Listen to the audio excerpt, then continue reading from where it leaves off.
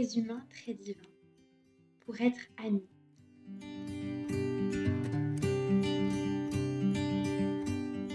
Toute amitié authentique suppose un effort aussi bien pour entrer dans la vie des autres que pour leur laisser un espace en nous. Dans ce 5e article, nous passons en revue quelques vertus qui nous aident dans cette tâche.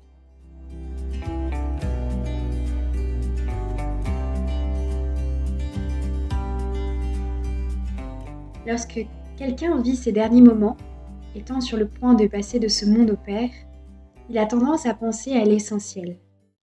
Son intérêt se concentre sur la solution à trouver aux affaires en cours qu'il ne voudrait pas laisser inachevées, adresser des mots affectueux aux siens, dresser un bilan rapide de sa vie, chercher à se réconcilier avec quelqu'un. Il en fut ainsi de la vie de Jésus.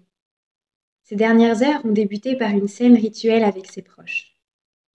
Les évangiles nous permettent d'assister à ces moments grâce à d'émouvantes pages d'amitié dans lesquelles le Seigneur nous laisse en héritage le témoignage de son amour. Dans l'intimité du cénacle, Jésus dit aux apôtres « Je vous ai appelés amis ». Et à travers eux, c'est à nous tous qu'il a dit « Dieu nous aime non seulement comme des créatures, mais comme des enfants auxquels dans le Christ, il offre une véritable amitié ». La rencontre de deux intimités. L'amitié est une relation à double sens. Elle grandit à la fois par le don et par l'accueil. Jésus-Christ offre à ses amis le don le plus grand qui soit. Moi, je prierai le Père, et il vous donnera un autre défenseur qui sera pour toujours avec vous. Or, à sa manière, il souhaite aussi la réciprocité. Il nous demande d'accepter ses dons. Demeurez en mon amour. Il n'est pas d'amitié dans laquelle seule une partie soit impliquée. Toute amitié authentique suppose un effort aussi bien pour entrer dans la vie des autres que pour leur laisser un espace en nous. Ce mouvement de rapprochement mutuel n'est pas toujours facile, moins encore si l'ambiance sociale ou notre inertie nous amène à compter peu sur les autres, à fermer notre monde intérieur à d'éventuelles intrusions ou à ne regarder les autres que s'ils peuvent nous être utiles à un moment donné. Pour rendre l'amitié possible, nous devons être prêts à ouvrir les portes de notre cœur, ce qui nous rend sûrement vulnérables, mais aussi plus humains. Qui n'a pas fait l'expérience d'un moment de complicité avec quelqu'un d'autre, lorsque la rencontre des deux mondes intérieurs devient évidente? Quelqu'un pourrait penser que ce genre de situation, débordante de candeur et d'intensité, n'est propre que de la jeunesse. Cependant, celui qui n'a plus peur d'ouvrir son intériorité et d'accueillir les autres dans son cœur parvient à établir des amitiés profondes, quel que soit son âge, que ce soit avec ses parents, ses frères et sœurs, ses enfants, son conjoint, ceux qui habitent sous le même toit ou ses collègues. Bienveillance et tendresse. Dès les temps anciens, l'amitié a été considérée comme une vertu, ou tout au moins comme quelque chose se rapportant à la vertu. En outre, elle est ce qu'il y a de plus nécessaire pour la vie. Pour qu'une amitié se consolide et grandisse, il est nécessaire que les amis développent des dispositions favorisant l'échange de leur intériorité. L'amitié, en effet, comporte la recherche du bien de l'autre, l'intimité, la tendresse, la stabilité et une ressemblance entre les amis qui se construit avec la vie partagée. La recherche du bien de l'autre, connue aussi comme bienveillance, est peut-être la plus importante de ces dispositions. Elle consiste moins à souhaiter un bien concret de l'autre, voire un bien pour l'autre, qu'à tenir à son bonheur. La bienveillance indique l'authenticité de l'affection pour nos amis, ce qui exige de les reconnaître et de les prendre tels qu'ils sont, avec leurs problèmes, leurs défauts, leurs histoires personnelles, leur contexte et leur rythme pour s'approcher de Jésus. Aussi faut-il, pour construire une véritable amitié, développer sa capacité de regarder les autres avec affection, au point de les voir avec les yeux du Christ. Améliorer notre capacité de nous ouvrir aux autres requiert aussi l'effort pour grandir en tendresse.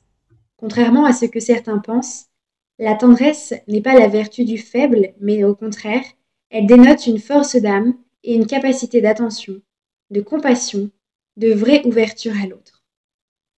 La tendresse est un champ fertile, fruit du travail quotidien.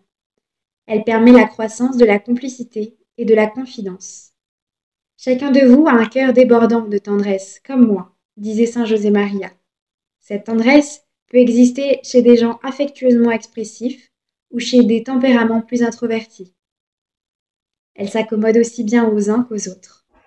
Dans le climat si intime de la dernière scène, précisément, Jésus insiste auprès de Pierre qui refuse de se laisser laver les pieds. Il laisse aussi Jean se pencher sur sa poitrine. La tendresse de l'ami comprend les besoins de l'autre, respecte son intimité, sa façon d'être, évite d'être envahissante. En revanche, elle offre sa présence silencieuse. Continuité et harmonie. Une autre composante nécessaire de l'amitié est la continuité de la relation, car aucune des intériorités ne s'ouvre soudainement. Pour prendre racine et grandir dans le cœur humain, les affaires importantes requièrent du temps. Parfois, nous pensons avoir trouvé un nouveau meilleur ami. Mais en réalité, cette relation a besoin de beaucoup de temps pour grandir. Beaucoup de temps est nécessaire pour parler, pour être ensemble, se connaître. C'est là que l'amitié se forge.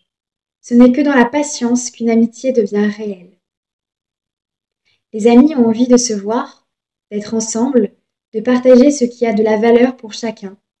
Les apôtres aimaient être avec Jésus, non seulement parce qu'ils le considéraient comme le Messie d'Israël, mais aussi parce qu'il était leur ami. Vous aussi, maintenant, vous êtes dans la peine.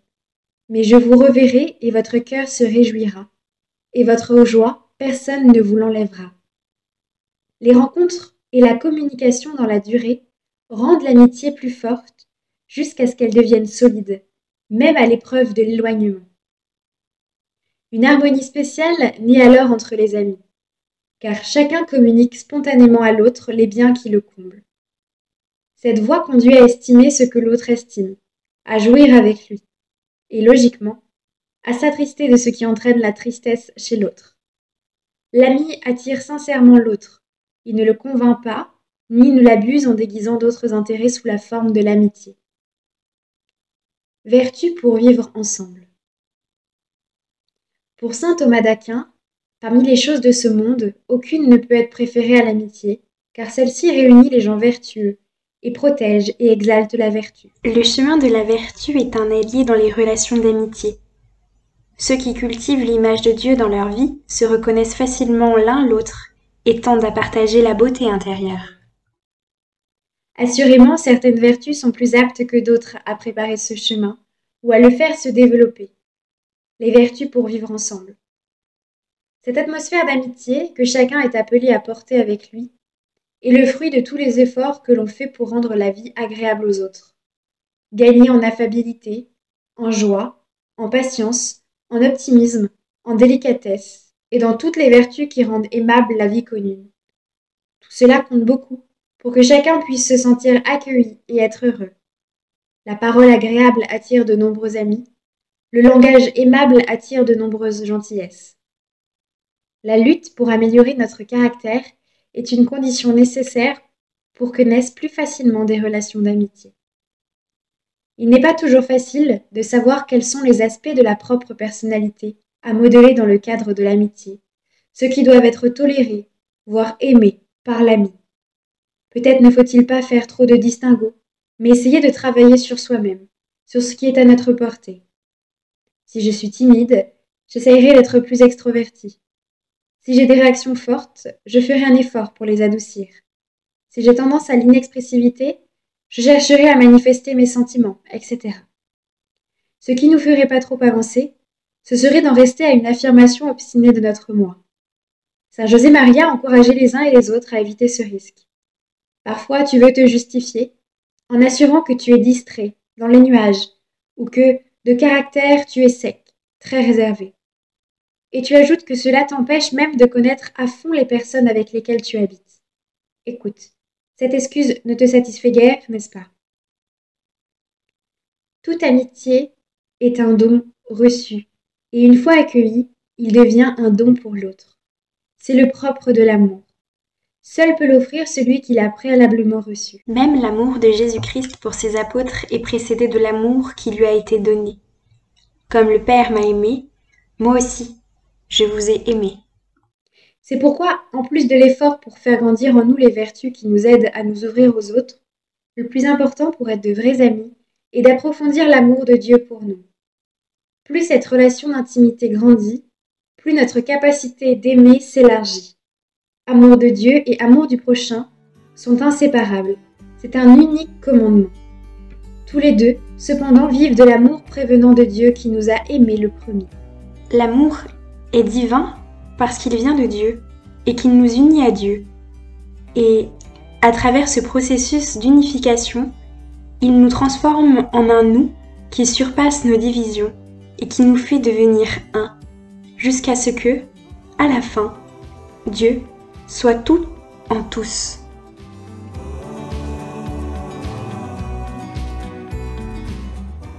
Texte écrit par Georges Mario Raramillo.